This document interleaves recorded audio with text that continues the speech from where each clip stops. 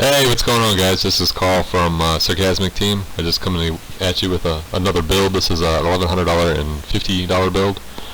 To start it off, the case I selected for this build was the NZXT Phantom 410 mid tower.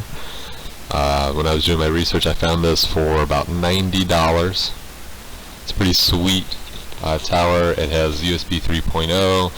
The front of it actually opens up, and it has, I believe, 3 bays where you can put optical drives or Blu-ray, what have you. It has slots for 2 120mm fans. It actually comes with the case, one in the back and one for the top. And the front of the case has room for up to a 280mm setup, like if you had maybe like a water-cooled system that I plan on putting into this one, or you could have 2 single 120mm fans for a 240mm setup, or whatever you really wanted to do. It's a pretty optimal case for any kind of build, actually.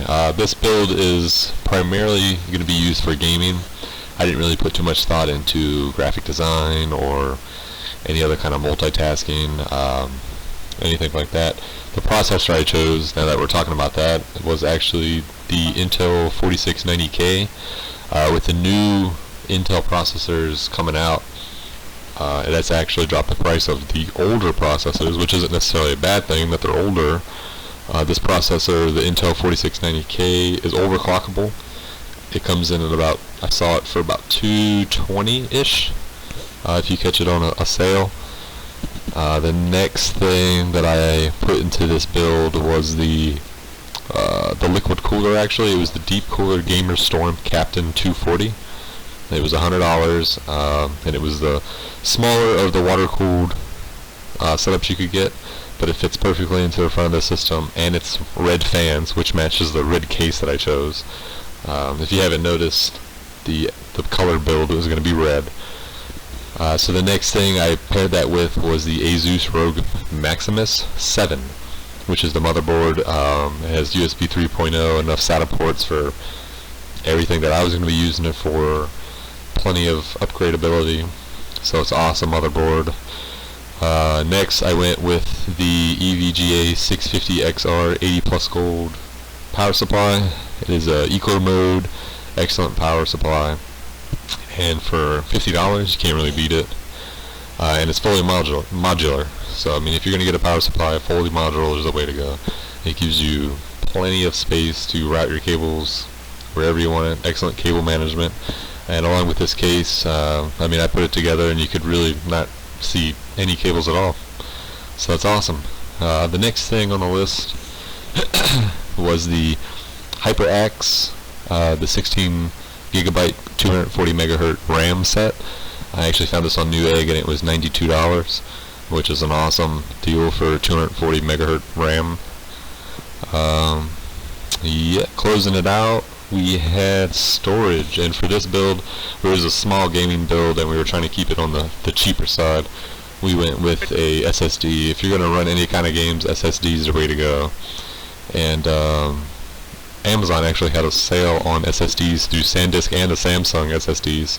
We were able to snag a 500 gigabyte Samsung 850 EVO SSD for $129, which was an awesome deal. And then finally, our graphics card, just like our other gaming build, was the MSI GTX 970, and we scored it for $300, which was pretty sweet. That kind of rounded out the top performance gaming build for the amount of money we were spending. At $1150, it's a pretty solid build. Now keep in mind that doesn't include monitor or keyboard, mouse, or any kind of optical drive or operating system or anything like that. If you wanted to get an operating system and maybe an optical drive, you're talking about maybe $100 extra, and a keyboard and mouse maybe another $30. With a monitor, you're looking at probably $150. So just to give you an idea what the whole setup would cost, but this is just assuming you already have keyboard, mouse, monitor, so on and so forth.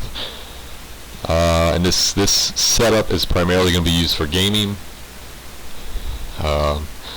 That's pretty much it. It's pretty fast. Boot up times, we were looking at roughly 10 to 15 seconds, I mean depending on how your setup configured. At the end here I just added a quick graph and PC part picker to show that without sales it'd probably be about $1,350 you'd be spending. Thanks for watching, and we definitely appreciate it. Later.